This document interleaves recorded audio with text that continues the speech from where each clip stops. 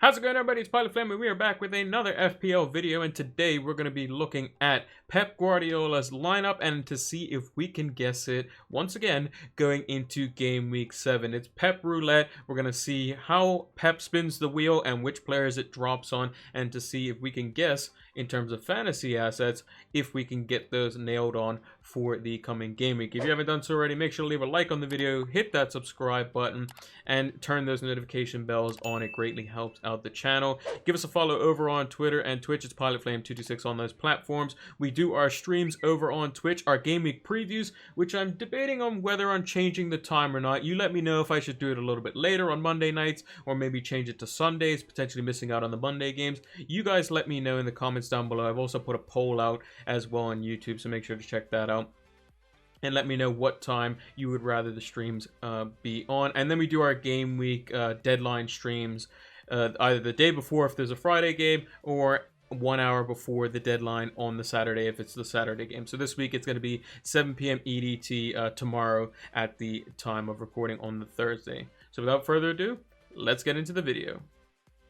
So this was the team sheet that Pep Guardiola put out in Game Week 6 in their 1-1 draw versus West Ham. We saw Garcia and Diaz in the back four at center back. Cancelo and Walker seems to be the favorite pairing at the moment, with Mendy out and Zinchenko much out of favor. I think Cancelo plays quite well at left back, and it's a shame because he was left out of the team for so long since they bought him, and I think he's a fantastic player, and I believe he was actually involved in the goal that they did score, getting an assist there to Phil Foden's goal in the 1-1 draw. We saw an interesting midfield with the lack of Kevin De Bruyne, David Silva obviously leaving the team at the end of last season, as well as just a bunch of injuries and kind of concerns in terms of the middle of the park. So Rodrigo came back in at CDM with Fernandinho out for a few weeks. Gundogan came back in for another start, and Bernardo Silva took up the place of where Kevin De Bruyne would normally play, who saw himself on the bench for this game, making a sub appearance for around 20 minutes or so.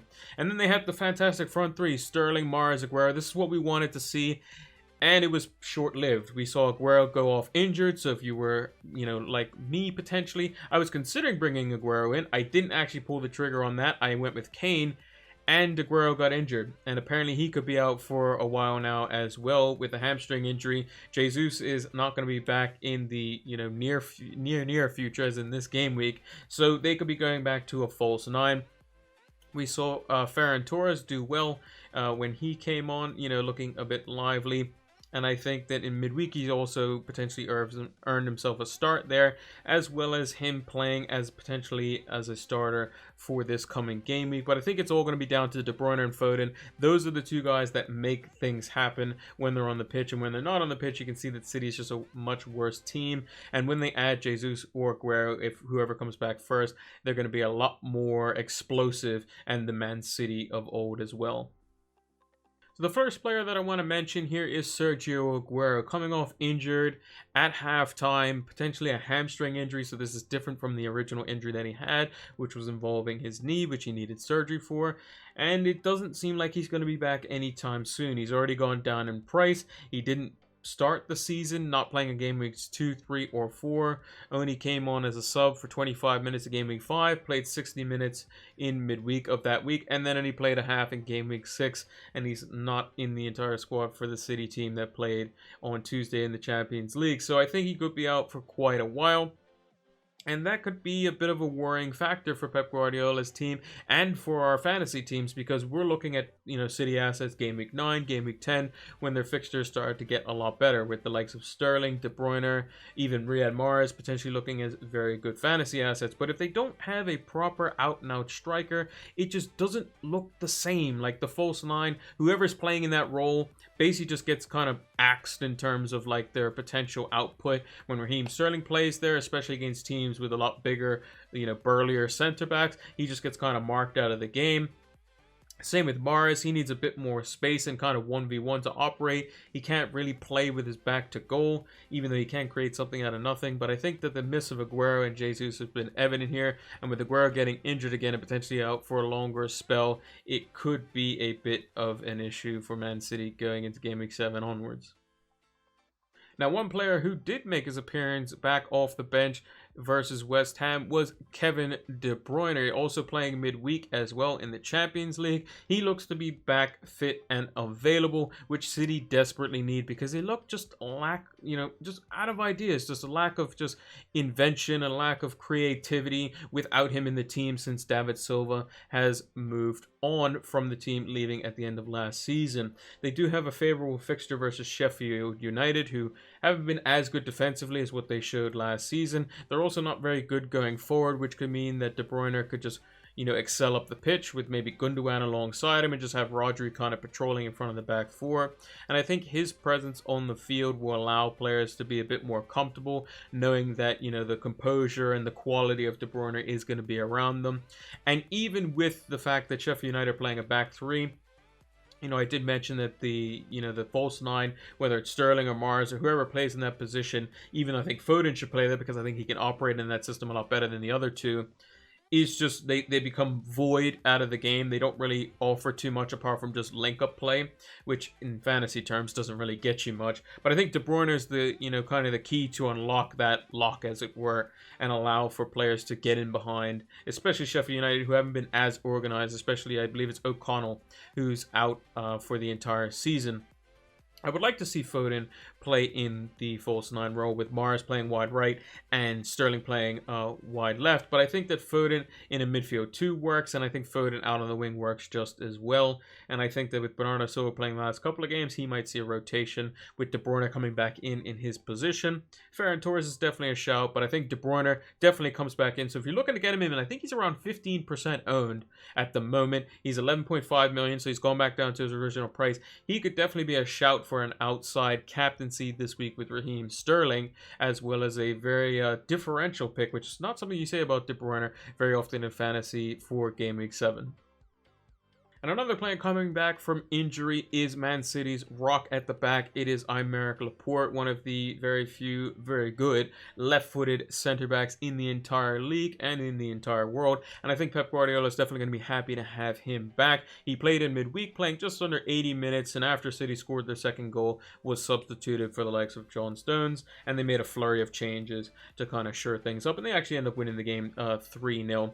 It was quite comfortable for City at the end. But I think the partnership that everyone wants to see is they want to see Laporte alongside Diaz. Those are the two guys who are going to be the solid center backs at the back. Walker as right back, and then maybe Cancelo as the left back. And then when Fernandinho is fit and available, maybe he rotates with Rodri, and then you have the likes of Foden and De Bruyne in the midfield, and then some type of striker, whether it be Jesus or Aguero, and then Mahrez and Sterling flanking alongside. I think that's their best 11, and Laporte certainly starts it all from the back. Very good with his feet, very good at controlling the game, very commanding in the air as well. And I think it's just ball playing potential allows to just break lines, which is something that I don't see Garcia doing as much, something I don't see John Stones doing as much, and I think Laporte doesn't make very many mistakes or errant passes like those other two that we just mentioned. And to have him back in the City lineup, I think brings a lot more confidence, and you'll see City to start keep a little bit more, keep it tighter at the back with him there. Diaz has come in and done, wonders, and at 6 million, Laporte could potentially be a good City asset going forward if they have a good string of games and they're able to just dominate teams like they did before. The reason City's backline was questioned was because of one-on-one defending. Not entirely great, but Laporte is definitely an exception to the rule, with Diaz kind of showing a little bit of that as well. Laporte is excellent 1v1 defending, and if they do get opened up, he's usually there to disrupt the play. And if City could get back to their controlling style and just creating chances, even without a forward, I think that Laporte's commanding from the back can help that, and I think that City could be very, very dangerous from Game Week 7 onwards. So this is the lineup that I think that Pep Guardiola is going to go with versus Sheffield United in Game Week 7. I think the back four is going to be relatively unchanged, only with Laporte coming in place of Eric Garcia. Ederson stays in net, Walker and Cancelo as your fullbacks with Diaz alongside Laporte. That's going to be probably their best back five, including the goalkeeper that they could possibly play. De Bruyne comes back in versus Bernardo Silva, who we rightly picked would play in the team last week as well. Gundogan comes in as well here. He also was somebody that we were thinking could be in contention, and I think that's the most balanced midfield that they can have right now, with Fernandinho out and with Foden having to play in the front line.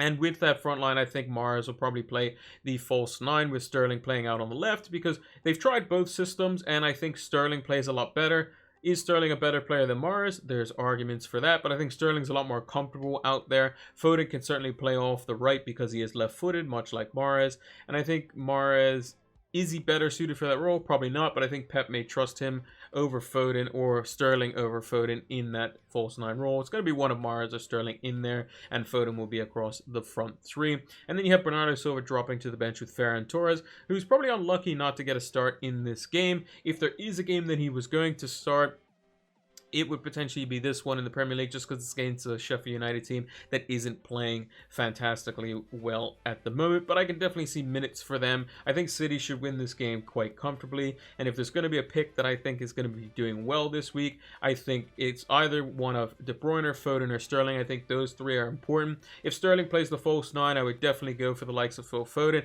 And De Bruyne, as we know, will probably be on penalties as well. So that's something to kind of take into consideration. And he's going to be at his lowest ownership that he's possibly going to be at, assuming he stays fit after this game and stays fit after the Champions League game. So get De Bruyne in while you still can. He's going back to his original price, and he could potentially have a nice haul this game week versus Sheffield United. And that's going to do it for Game Week 7 edition of Pep Roulette. If you haven't done so already, make sure to like the video, subscribe to the channel if you're new, and turn those notification bells on so that you can get the content as soon as it is readily available. And leave a comment down below as to what lineups you would like to see Pep Guardiola potentially experiment with in the future when they have to play a false 9. Also, give us a follow over on Twitter and Twitch. It's PilotFlame226 on those platforms. We will be doing our deadline-ish stream tomorrow, this being the Thursday of the week at 7 p.m. EDT. Let me know what times favor you guys for those streams over on Twitch. For the game week preview specifically, I'm looking to potentially move that to Tuesday. Could be moving it to Monday. Later on, could be moving it back to Sunday. You guys let me know in the comments down below. I also have a poll as well with a few options, so let me know over there as well. Or even DM me on Twitter or tweet at me or something like that on one of my posts and let me know what you guys favor the most. Thanks for watching, and until the next one, take care.